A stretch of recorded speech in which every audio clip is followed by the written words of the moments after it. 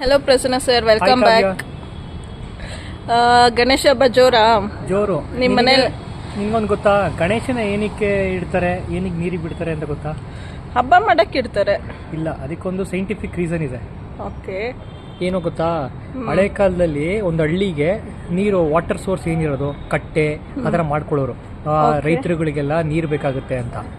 ಆಗ ಏನ್ ಮಾಡೋರು ಅಂದ್ರೆ ನೀರ್ ಶಾರ್ಟೇಜ್ ಬರುತ್ತೆ ಅಂತ ಹೇಳಿ ಅದನ್ನ ಈಗ ಏನ್ ನೀರ್ ಜಾಸ್ತಿ ಬೇಕು ಅಂದ್ರೆ ಏನ್ ಮಾಡ್ಬೇಕು, ಹಳ್ಳ ಜಾಸ್ತಿ ತೋಡ್ಬೇಕು ಕಟ್ಟೆಗೆ. ಸೊ ಆ ಹಳ್ಳ ತೋಡಿದ ಮಣ್ಣೆಲ್ಲ ಏನ್ ಮಾಡೋರು, ವೇಸ್ಟ್ ಆಗುತ್ತೆ ಅದು. ಅದಕ್ಕೋಸ್ಕರ ದೊಡ್ಡವ್ರು ಏನ್ ಮಾಡಿದ್ರು ಅಂದ್ರೆ ಅದೇ ಮಣ್ಣಲ್ಲಿ ಗಣೇಶನ್ ಮಾಡಕ್ ಶುರು ಮಾಡಿದ್ರು, ಗಣೇಶನ್ ಇಡ್ರಿ ಅಂತ.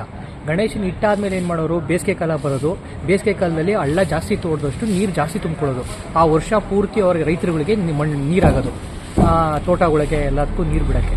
ಸೊ ಮತ್ತೆ ಮಳೆಗಾಲ ಆಗೋದ್ಮೇಲೆ ಬೇಸಿಗೆ ಕಾಲ ಬಂದಾಗ ಏನಾಗೋದು, ನೀರು ಕಮ್ಮಿ ಕೆಳಗಡೆ ಹೋಗೋದು. ಹಳ್ಳ ಎಷ್ಟಿದೆ ಕೆಳಗಡೆ ಹೋದಾಗ ನೀರು ಮೇಲ್ಗಡೆ ಬರೋಕ್ಕಾಗಲ್ವಲ್ಲ, ಅದಕ್ಕಾಗಿ ಗಣೇಶನ್ ಮತ್ತೆ ತೊಗೊಂಡೋಗಿ ಬಿಡೋರು. ಯಾಕಂದ್ರೆ ಮಣ್ಣಲ್ಲಿ ಮಾಡಿರೋ ಗಣೇಶ ಕೆಳಗಡೆ ಹೋಗಿ ಕುತ್ಕೊಂಡಾಗ ಮತ್ತೆ ವಾಟರ್ ಮೇಲ್ ಬರುತ್ತೆ.